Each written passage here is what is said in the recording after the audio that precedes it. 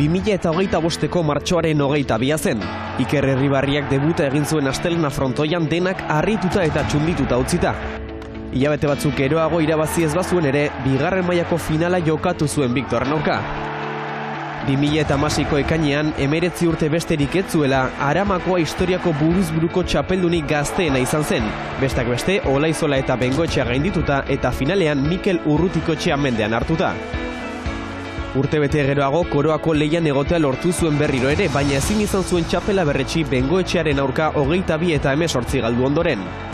2019an buruz-buruko bere 3. finala jokatu zuen eta Aramako gazteak Urrutikoetxeari irabazizion berriro ere bere 2. banakako txapela lortuta.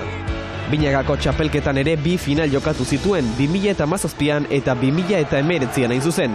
2017an Beñat Resustarekin bikotea osatuz txapela janztea lortu zuen. 2 urte gorago Jose Javier Zabaletarekin batera finala galdu zuen Elezkano eta Resustaren aurka. 2021ko martxoan hasi zen Iker Irribarriaren kalbarioa. Eskuineko belauneko errotulan ebakuntza egin behar izan zioten eta 6 hilabete eman zituen pilotalekuetatik kanpo. Ordutik arazoek ez dute etenik izan. Azken urtea zaila izan da 26 urteko pilotariarentzat. Binakako txapelketan ordezko gisa parte hartzen ari zen. Orain arte 2 partida jokatu ditu Aitor Elordi eta Peio Etxeberriaren utxuneak betez. Bere esker sotamano ikusgarria, esperientzia handiko pilotariak harritu zuena, oroimenerako geratuko da.